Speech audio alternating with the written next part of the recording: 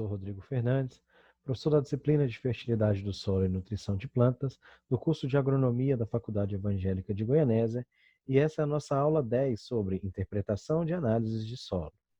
Bem, dentro da aula de interpretação de análise de solo, basicamente, nós vamos ver os valores que estão relacionados nas análises de solo, para posteriormente, na próxima semana, a gente conseguir entender qual seria a necessidade de aplicação de adubo com base nessa análise de solo, certo? Então, para isso, é importante que algumas informações são muito necessárias e muito úteis para que a gente possa recomendar essa adubação. Primeiro delas é as características da empresa agrícola, por exemplo, como características relacionadas à área de plantio, clima, solo, topografia, precipitação, tudo isso é importante para a gente poder entender a região. O histórico de uso, produtividades, problemas que já foram encontrados. Além disso, plano de exploração futura, expectativa de rendimento da cultura e o nível de manejo, se é um preparo convencional, se é um plantio direto, tipo de irrigação. Tudo isso a gente vai utilizar, a partir dessas informações, utilizando tabelas de recomendação para cada uma dessas características. Então, regiões que chovem mais, a gente vai utilizar algumas tabelas, regiões que chovem menos, outra tabela. A gente vai usar, na verdade, nessa disciplina, e aqui na região dos Cerrados, é o livro do Cerrado, que eu vou mostrar para vocês daqui a pouquinho qual é. Então, esse livro ele é muito utilizado para a nossa região. Outras características importantes são, por exemplo, tecnologia disponível. São dados de pesquisa. Então, curvas de resposta, então, se eu aumentar a dose do adubo, como que a planta vai responder, se vai crescer mais, se vai produzir mais. Necessidades nutricionais das culturas, por isso que a gente viu anteriormente a marcha de absorção. E, além disso, efeitos residuais, o que o nutriente vai ficando no solo ao longo do tempo, as interações entre esses nutrientes e os modos de aplicação, se esse produto vai ser aplicado no fundo do sulco, se vai ser aplicado via foliar, se ele vai ser aplicado no plantio, se vai ser aplicado em cobertura. Condições de mercado também influenciam na hora de recomendar uma adubação. Por exemplo, a gente pode ter relação de preço, né? O produto e o adubo podem variar o preço dependendo do dólar, dependendo da época do ano. Existem, então, ainda condições de custos fixos e condições relacionadas a crédito e infraestrutura, que tudo isso deve ser observado e nós falaremos ao longo das próximas aulas aí, da última parte do nosso conteúdo. Bem, uma informação importante que nós devemos sempre ter para recomendar a adubação é ter em mãos a análise de solos. Então, a partir de uma análise de solo feita em um laboratório, uma análise que a gente coletou as amostras em campo, mandou para um laboratório certificado, esse laboratório emitiu uma análise de solo, um laudo de uma análise de solo, a gente vai poder recomendar uma adubação a partir de então. E utilizar as tabelas de interpretação e recomendação da adubação. Na minha experiência profissional e aqui na região, a gente utiliza muito esse livro, que é o livro do Cerrado, que é o Cerrado, Correção do Solo e Adubação, publicado por 2 pesquisadores, nós somos editores, tem contribuição de vários outros autores, mas que são o Djalma Martinhão, que é o Souza, e o Edson Lobato, que é o Lobato. Então, esse livro é Souza e Lobato. A gente vai ver algumas tabelas na aula de hoje, e essas tabelas são todas retiradas desse livro. É um livro excelente, já falei em sala de aula, nas nossas aulas presenciais, mas é um livro excelente, um livro de cabeceira para quem vai trabalhar em campo e vai precisar fazer adubação. Então, ele é muito bom. Bem, aqui eu trouxe para vocês uma análise de solo, né, de um produtor, que a gente tem três áreas, né, 3 talhões. Vou aproximar aqui para que vocês possam ver essa análise de solo com alguns detalhes. E a gente observa aqui que a gente tem 3 análises de solo. E nessas análises de solo nós temos a área 1, represa, a área 2 do meio e a área 3, a área que está aqui, aero. Essas informações elas são importantes para a gente identificar a área em que as análises foram retiradas e na hora de recomendar a adubação, aplicar onde realmente aquela análise foi feita. Aqui a gente tem os valores de pH, matéria orgânica, que a gente já trabalhou nas aulas anteriores, carbono orgânico, e vem os dados de nutrientes. Fósforo, foi analisado pela metodologia de Melish, a gente viu isso na aula de fósforo, as metodologias para análise de fósforo, uma delas é a de Melish, ele foi assim que foi feito. Potássio, está aqui em miligramas por decímetro cúbico. Eu lembro que eu falei para vocês uma época que quando a gente vai calcular a saturação de bases, a soma de bases, a gente usa o potássio em centimol, a gente precisa transformar. Aqui não, a gente vai utilizar o potássio da forma em como ele está na nossa análise de solo. Então, o potássio aqui, 104, 114 e 103.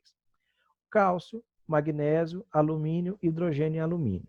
Aqui embaixo a gente tem a relação cálcio-magnésio, a soma de cálcio-magnésio, CTC efetiva, CTC a pH 7. Então, a gente tem todas as informações necessárias para fazer uma interpretação de análise de solo.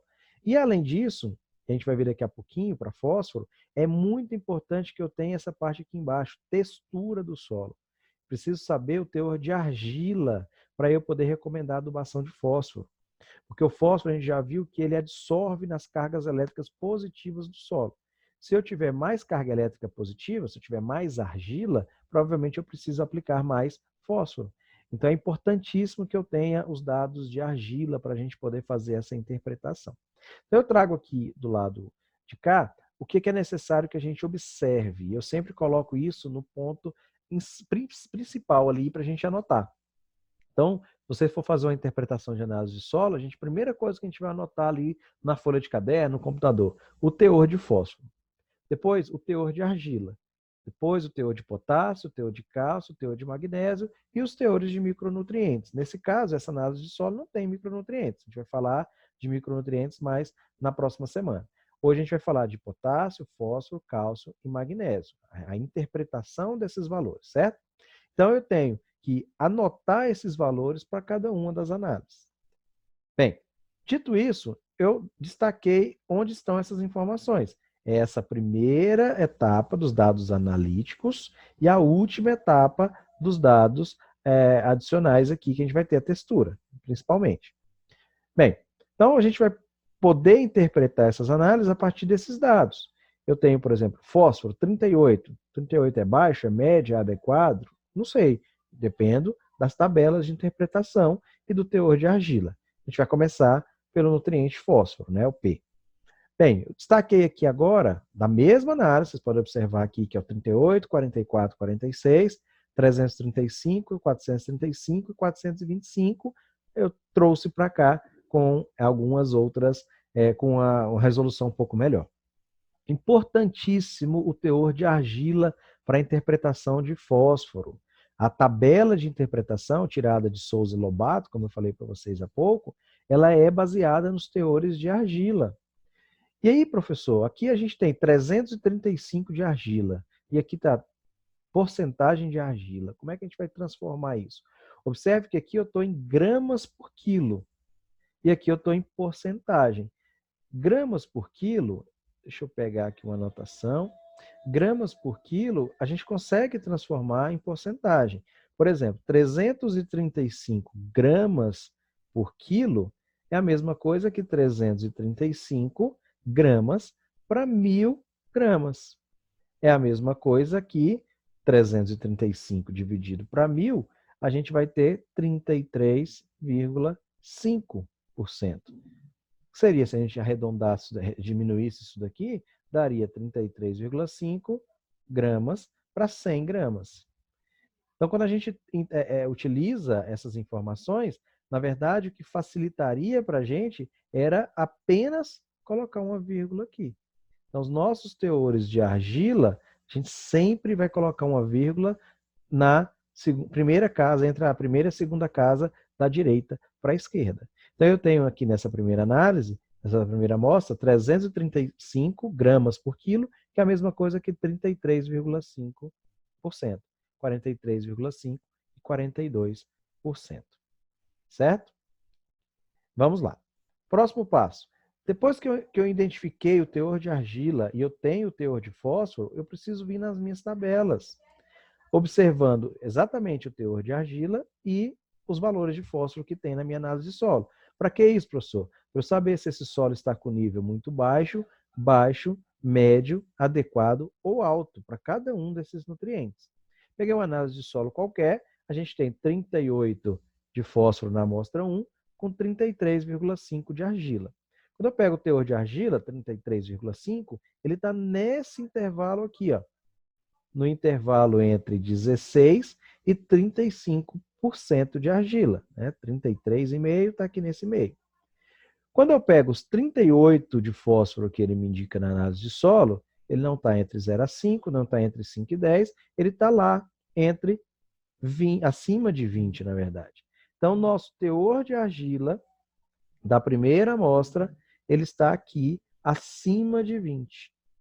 Esse acima de 20, para a amostra 1, ele é considerado um alto teor de argila, de fósforo. Então, a amostra 1, eu tenho alto teor de fósforo. Para a amostra 2, eu vou fazer da mesma forma. Agora, só que eu tenho 43,5 de argila.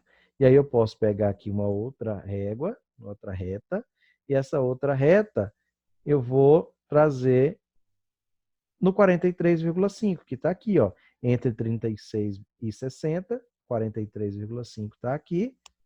Eu vou ter, deixa eu mudar a cor para facilitar para a gente, eu vou traçar uma linha nesse sentido. Como eu tenho 44, e aí eu já vou fazer para a amostra 2 e 3 juntas, já que eu tenho 43 e aqui eu tenho 42, as duas estão aqui, certo? Então, de 42 e 43, eles estão nessa faixa, e os dois têm 44 e o outro 46. De qualquer forma, os dois estão acima de 12. Então, já que os dois estão acima de 12, eles estão aqui, nesse intervalo, também são consideradas amostras com alto teor de fósforo. Né? Então, a gente tem a amostra 1, alto teor de fósforo, a amostra 2, alto teor de fósforo, e a amostra 3, alto teor de fósforo.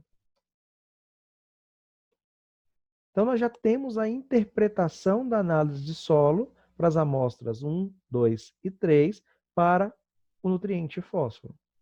A partir desses dados, nós vamos nas aulas que vêm para outras tabelas, e essas tabelas dirão qual que é a necessidade de se aplicar em termos de quilos por hectare de adubo. Professor, essa tabela é para qual cultura? Independente da cultura. Essa primeira tabela é uma tabela que a gente chama de tabela de correção do solo. Independente se é soja, se é milho, se é algodão, se é hortaliça, eu utilizaria essa tabela para corrigir o meu solo. Certo? Quando depois nós tivermos nas próximas semanas uma recomendação para milho, para soja, aí sim nós entraremos com a cultura específica e as tabelas específicas, depois de passar por essa tabela inicial. Certo? Vou apagar aqui para a gente dar sequência. Depois que eu faço a análise de fósforo, eu posso ir para a análise de potássio. O potássio, da mesma forma, eu tenho níveis de potássio e eu tenho uma outra variável importante. Na tabela 3 do livro de Souza e Lobato, ele fala assim, interpretação da análise de solo, e aí aqui já vem uma recomendação corretiva independente da cultura, culturas anuais, conforme a disponibilidade do nutriente. Só que ele divide essa tabela em duas, quando a CTC é menor que 4 e quando a CTC é maior que 4. É sempre importante a gente observar a CTC. Nesse caso aqui, eu tenho um solo com CTC 6.4, 6.3 e 7.0. Todos esses solos têm CTC maior ou igual ou maior a 4. Eu vou usar essa tabela de baixo, essa tabela de cima, eu não vou considerar por enquanto. E hoje, na aula de hoje, eu não vou considerar também essa parte aqui, que seria os teores de adubo, os teores de nutrientes que deveriam ser aplicados. Nosso destaque hoje é para essa parte, para a interpretação do valor, certo? Então, a gente já sabe que a amostra é acima de 4, a CTC, e eu tenho os valores 104, 114 e 103. Quando o teor de potássio for abaixo de 25, esse solo é considerado baixo. Quando ele for de 26 a 50, é um teor médio, de 51 a 80 é adequado, e acima de 80 é alto o valor. Eu posso dizer, então, que as três análises, como eu tenho 104, 114 e 103, as análises 1, 2 e 3 têm alto teor de potássio.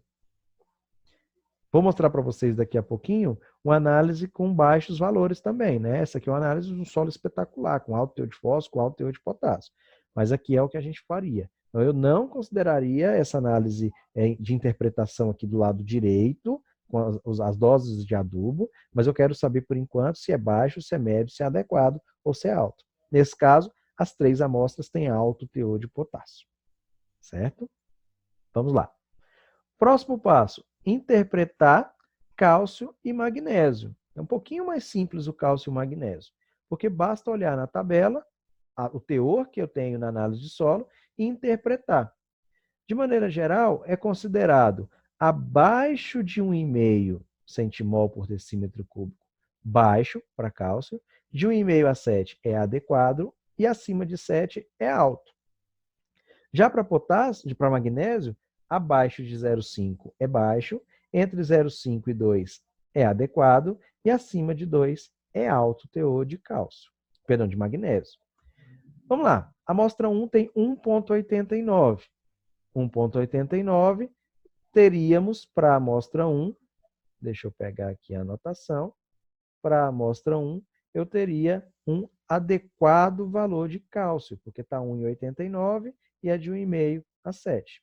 Para a amostra 2, 1,98, também estaria adequado. Para a amostra 3, 2,10, também estaria adequado.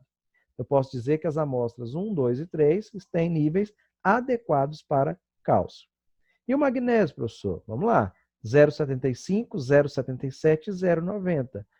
O adequado é entre 0,5 e 2.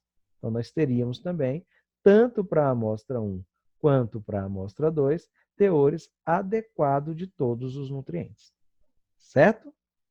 Vou fazer uma outra interpretação agora para postar para vocês, com níveis abaixo, níveis baixos desses nutrientes para a gente fazer essa interpretação. Vai ser um outro videozinho, tá bom? E no final desse segundo vídeo, eu vou deixar algumas análises de solo para vocês no ambiente virtual de aprendizagem, para que vocês façam a interpretação desses 4 nutrientes: fósforo, potássio, cálcio e magnésio. Tá bom? Um abraço a todos e até o próximo vídeo.